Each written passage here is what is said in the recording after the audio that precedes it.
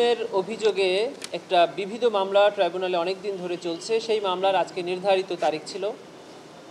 সেই মামলার গ্রেফতারকৃত আসামি মেজর জেনারেল অবসরপ্রাপ্ত জিয়াউল আহসান সাহেবকে আজকে ট্রাইব্যুনালে হাজির করা হয়েছিল।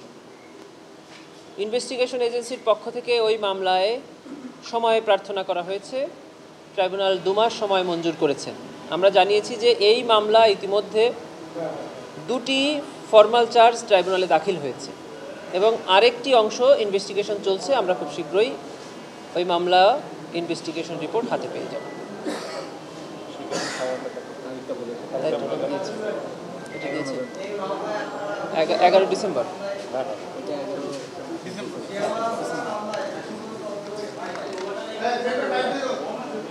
এটা আসলে সাবেক প্রধানমন্ত্রী শেখ হাসিনা, সাবেক নিরাপত্তা উপদেষ্টা জনাব তারেক সিদ্দিক সাহেব সহ বেশ কয়েকজন আসামি ছিল। তার 2টি অংশ তদন্ত প্রতিবেদন দাখিল হয়ে ফর্মাল চার্জ আকারে ট্রাইব্যুনালে দেওয়া হয়েছে, তার প্রসিডিং শুরু হয়েছে।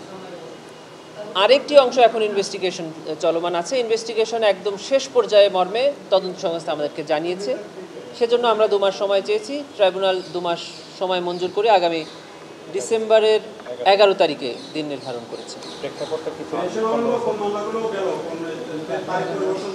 আরেকটি হলো যে এই বিবিধ মামলা থেকে যে 2টি মামলা ট্রাইব্যুনালে এসেছে, সেই 2টি মামলাতেও সাবেক প্রধানমন্ত্রী, তার নিরাপত্তা উপদেষ্টা, তৎকালীন স্বরাষ্ট্রমন্ত্রী সহ বেশ কয়েকজন অবসরপ্রাপ্ত এবং সার্ভিং সামরিক কর্মকর্তারা আসামি হিসাবে ছিলেন।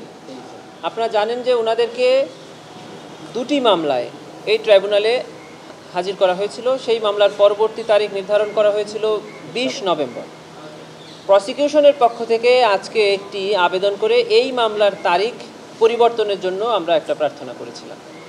সেই আবেদন মঞ্জুর হয়ে আগামী নভেম্বর মাসের 23 তারিখে ও 2টি মামলার পরবর্তী তারিখ নির্ধারণ করা হয়েছে।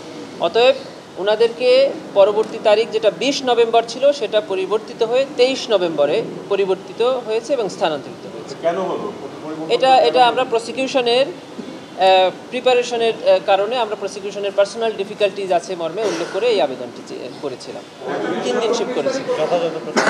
জি, আরেকটি মামলায় আমরা তারিখ পরিবর্তনের আবেদন করছি। সেটা হলো জুলাই গণঅভ্যুত্থান চলাকালে রামপুরাতে যে মানবতা বিরোধী অপরাধের অভিযোগে এখানে আরেকটি 4 জন আসামি করে এখানে ফর্মাল চার্জ দাখিল করা হয়েছিল। সেখানেও 2 জন সামরিক কর্মকর্তা আছেন।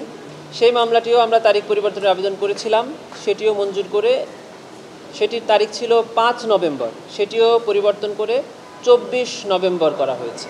একটা বিষয় একটু ক্লিয়ার করবেন। আপনারা বলছেন যে সেনা কর্মকর্তাদের মধ্যে অবসরপ্রাপ্ত অনেকে আছেন এবং সার্ভিং করছেন। আপনারা যখন এই আইনটা সংশোধন হয় তখন বলেছিলেন যে তাদের চাকরি নাই, তাদের অভিযোগ আমলে নেওয়ার পরপরই আর চাকরি নেই। তাহলে তারা কি এখন অবসরপ্রাপ্ত বা চাকরিচ্যুত বা সার্ভিং, কোনটা আমরা বলবো? আসলে যেটা আইনে বলা আছে সেটাই আইনের ব্যাখ্যা। এখন সেনা সদর দপ্তর সিদ্ধান্ত নেবেন যে এই আইন অনুযায়ী কবে ওনাদেরকে এই আইনটা ওনাদের ক্ষেত্রে প্রয়োগ করবেন। যতক্ষণ না প্রয়োগ করেছেন ততক্ষণ পর্যন্ত তো ওনারা সার্ভিং বলাই যেতে পারে।